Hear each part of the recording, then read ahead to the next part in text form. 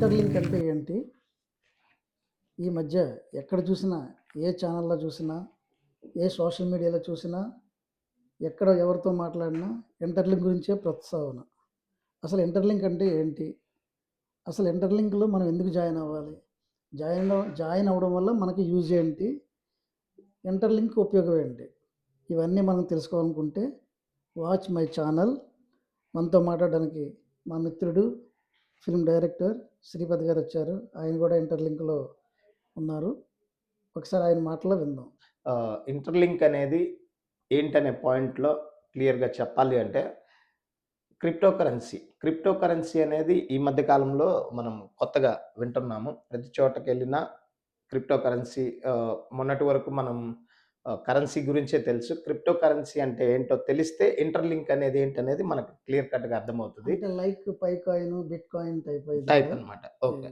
అది క్రిప్టో కరెన్సీలో most popular అనేది బిట్‌కాయిన్‌ని మనం అందరూ అనలైజ్ చేసి చెప్తుంటారు. హ్మ్. సో, అలా క్రిప్టో కరెన్సీ అనేది రాబోయే తరాల్లో మనం అందరము ఉపయోగించే కరెన్సీగా, డిజిటల్ కరెన్సీ. డిజిటల్ కరెన్సీగా మనం ఉపయోగించే కరెన్సీ అవుతుంది. అంటే ఇది కొనుక్కోవాలి అప్పుడు మనం. యాక్చువల్‌గా డిజిటల్ కరెన్సీలో కంపల్సరీగా బిట్‌కాయిన్ అయితే మనం కొనాలి. కానీ మనం ఈరోజు వ్యూవర్స్‌కి చెప్పబోతుందేందంటే, ఎటువంటి ఖర్చు అంటే డబ్బు ఖర్చు పెట్టకుండా మనం ఈ కరెన్సీని అందుబాటులోకి తీసుకురావడానికే గూగుల్ స్టార్టప్ కంపెనీ ఇంటర్‌లింక్‌ని మనకు తీసుకొచ్చింది. ఓకే. సో, అది ఎవరైతే వ్యూవర్స్ ఉన్నారో వాళ్ళందరూ మనల్ని ఫాలో అయ్యి, మనం చెప్పిన ఇన్‌స్ట్రక్షన్స్ గాని ఫాలో అయితే, వాళ్ళకి రాబోయే కాలంలో ఒక అసెట్‌గా ఈ డిజిటల్ కరెన్సీని మనం ఇవ్వబోతున్నట్టు. అంటే ఫ్రీగా ఎవరు ఇవ్వరు గదా!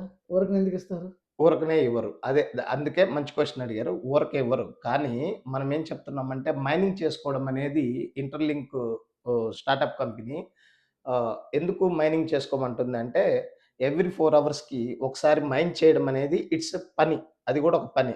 ఆ పనిని మనం ఫర్ డేలో 5-6 టైమ్స్ వర్క్ ఓరియెంటెడ్‌గా మనం పని చేయడం వల్ల ఆ కంపెనీకి బెనిఫిట్ అవుతుంది.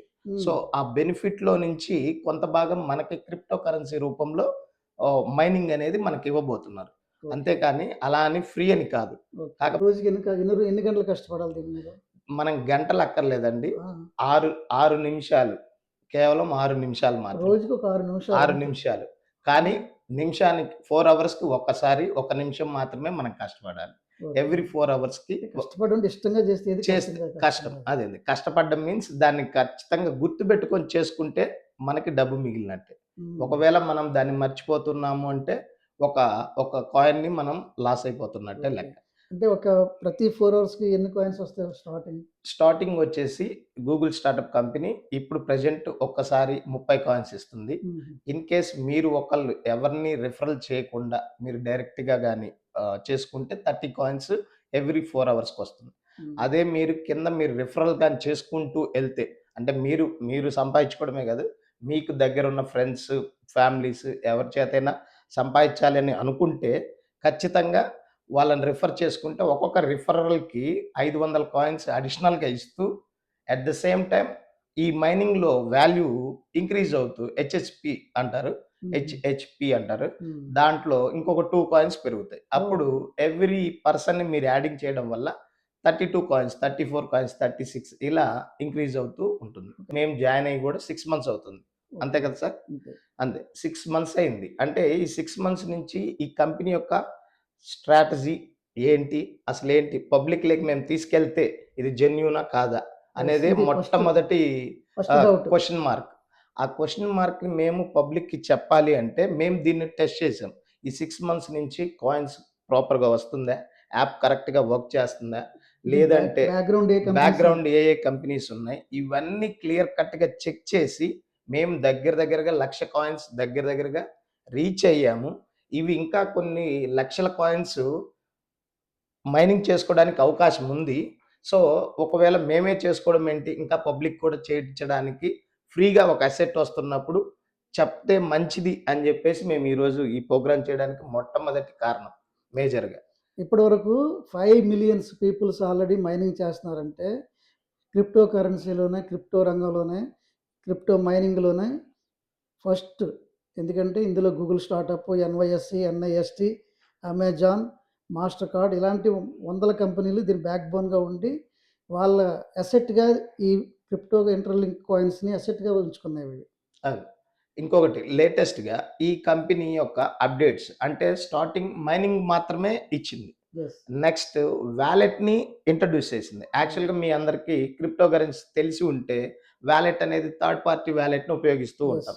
కానీ ఇంటర్లింక్ అనేది ఓన్ వాలెట్‌ని రిలీజ్ చేసింది. సో, అందువల్ల ఏమవుతుందంటే మనం మైనింగ్ చేసిన కాయిన్స్‌ని మన వాలెట్‌లోకే ట్రాన్స్‌ఫర్ చేసుకోవడానికి అదర్ దెన్ థర్డ్ పార్టీ కంపెనీస్‌కి వెళ్ళకుండా మనం మన వాలెట్‌లోకే ట్రాన్స్‌ఫర్ చేసుకోవడానికి అవకాశం ఉంది. అట్ ద సేమ్ టైమ్ ఇది ఎప్పుడు మనకొస్తుంది ఈ వాల్యూ ఎస్. అనేది ఆడియన్స్‌కి ఉండే డౌట్ మామూలుగా. కరెక్ట్. అయితే మనం వాలెట్‌లోకి ఎప్పుడైతే మైనింగ్ చేసుకున్న కాయిన్స్‌ని టోకెన్స్ అంటాం ఫస్ట్. వీటిని వెరిఫైడ్ ఐటీఎల్‌జీగా మార్చినప్పుడు అవి కాయిన్స్‌గా టర్న్ ఓవర్ అవుతాయి. అవి మన వాలెట్‌లోకి ట్రాన్స్‌ఫర్ ట్రాన్స్ఫర్ అవుతాయి. అవుతాయి.